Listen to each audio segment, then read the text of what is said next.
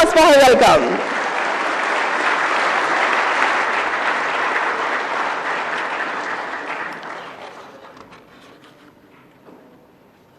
इस समारोह में उपस्थित केंद्र सरकार में जल शक्ति मंत्री श्री C.R. पाटिल जी, जल शक्ति राज्य मंत्री श्री B. सोमन्ना जी तथा श्री राजभूषण चौधरी जी, मंच पर उपस्थित गणमान्य अतिथियों तथा अधिकारीगण, देवियों और स्वजनों, सभी को नमस्कार। आज पुरस्कार प्राप्त करने वाले सभी व्यक्तियों और संस्थानों को मैं बहुत बहुत बधाई देती हूँ। जल के महत्व को समझाने के लिए हजारों वर्षों पहले हमारे पूर्वजों ने ऋग्वेद में कहा था, ओप्सु अंतो अमृतम, अर्थात जल में अमृत विद्यमान है। अमृत के समान अमूल्य जल संसाधन के संरक्षण और प्रबंधन में योगदान के लिए इन पुरस्कार विजेताओं की जितना भी प्रशंसा की जाए कम है, क्योंकि जल को हम जीवन कहते हैं।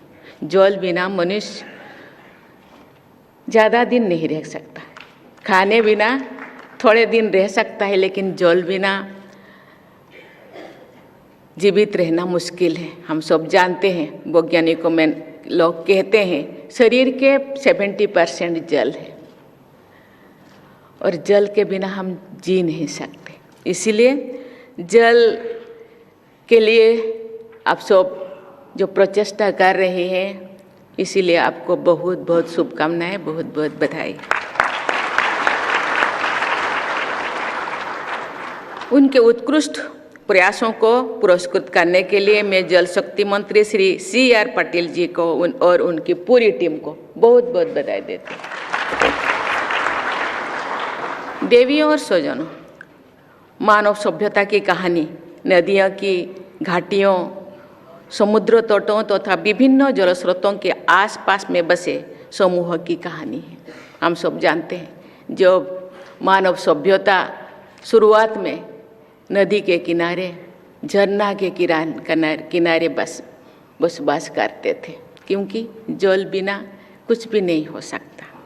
हमारी परंपरा में नदियों, सरोवरों तथा अन्य जल स्रोतों को पूजनीय माना जाता है।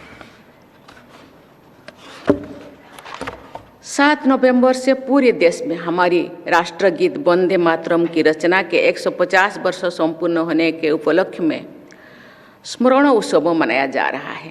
हमारे राष्ट्रगीत में भारत माता की वंदना करते हुए बंकिम चंद्र चट्टोपाध्याय ने जो पहला शब्द लिखा था, वो है सुजलाम। इसका अर्थ है अच्छे जल संसाधन से परिपूर्ण। ये तथ्य हमारे देश के लिए जल की प्राथमिकता को दर्शाता है। धरती पर उपलब्ध कुल जलराशि में से फ्रेश वाटर यानी मीठा पानी केवल 2.5% है। उसमें भी केवल 1% ही मानव समुदाय को उपलब्ध हो पाता है। जल का सक्षम उपयोग एक वैश्विक अनिवार्यता है। हमारे देश के लिए जल का सक्षम उपयोग और भी अधिक आवश्यक है, क्योंकि हमारे देश की जनसंख्या की दृष्टि से हमारे जल संसाधन बहुत सीमित है। प्रति व्यक्ति जल की उपलब्धता भी एक बड़ी चुनौती में झेल रहे हैं। जलवायु परिवर्तन से वाटर साइकिल प्रभावित हो रहा है। ऐसे स्थिति में सरकार और जनता को मिलकर वाटर अवेलेबिलिटी और वाटर सिक्योरिटी के लिए निरंतर प्रयासरत रहना चाहिए। भूजल के स्तर को बनाए रखना बहुत महत्वपूर्ण है। मुझे ये जानकर प्रसन्नता हुई है कि पिछले वर्ष शुरू किए गए जल संचय जन भागीदारी कार्यक्रम के तहत 34 लाख से अधिक, आज तो 35 लाख बताया गया है, अधिक ग्राउंड वाटर रिचार्ज स्ट्रक्चर्स का निर्माण किया जा चुका है। सर्कुलर वाटर इकोनॉमी की प्रणालियों को अपनाकर सभी इंडस्ट्रीज तथा अन्य स्टेक होल्डर्स जल संसाधन का प्रभावी उपयोग कर सकते हैं। वाटर ट्रीटमेंट तथा रिसर्कुलेशन के साथ साथ कई इंडस्ट्रियल यूनिट्स ने जीरो फ्लूइड डिस्चार्ज का लक्ष्य हासिल किया है। मैं उनको धन्यवाद देना चाहती हूँ। ऐसे प्रयास जल संसाधन और जल संरक्षण के लिए उपयोगी है। हमारे देश में जल का 80% उपयोग कृषि क्षेत्र में होता है। इसीलिए कृषि क्षेत्र में जल के सक्षम उपयोग पर सबसे अधिक जोर देने की आवश्यकता है। निरंतर इनोवेशन करते रहने की आवश्यकता है। देवियों और स्वजनों, लगभग 2300 वर्ष पहले कौटिल्य ने अर्थशास्त्र नामक अर्थ ग्रंथ लिखे थे।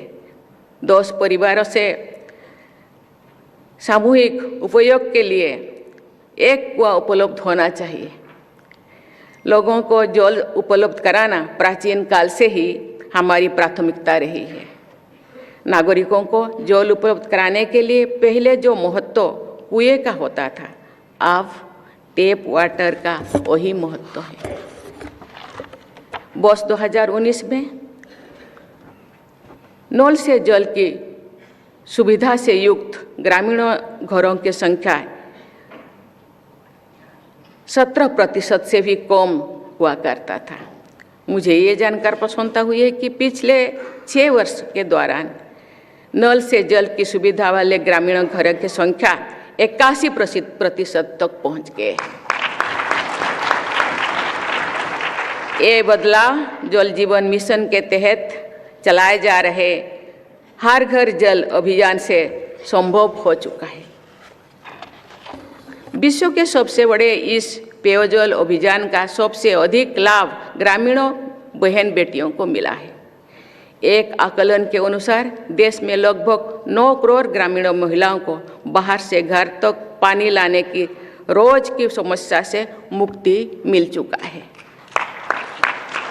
हमारे ग्रामीणों बहन बेटियों उस समय जिस समय और ऊर्जा पानी लाने में देते थे, अब खेती या अन्य उपयोगी कार्यों में और लगा सकती है।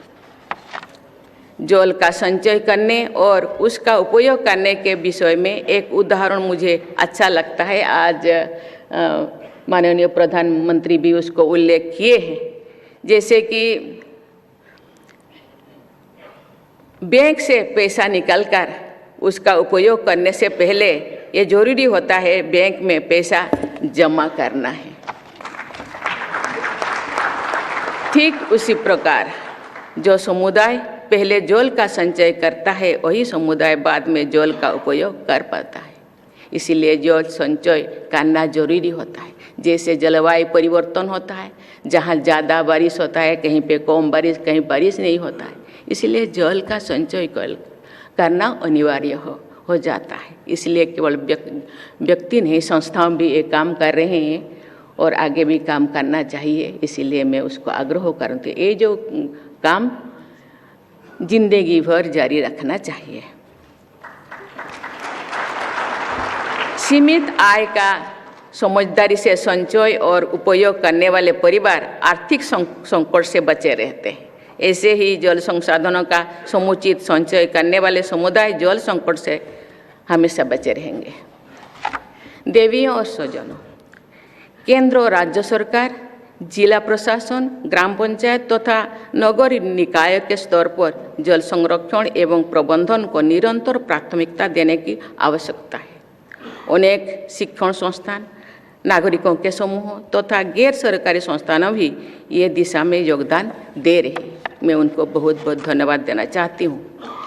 किसानों और उद्यमियों को कम से कम पानी का उपयोग करके अधिक से अधिक उत्पादन के नए नए तरीका अपनाने चाहिए।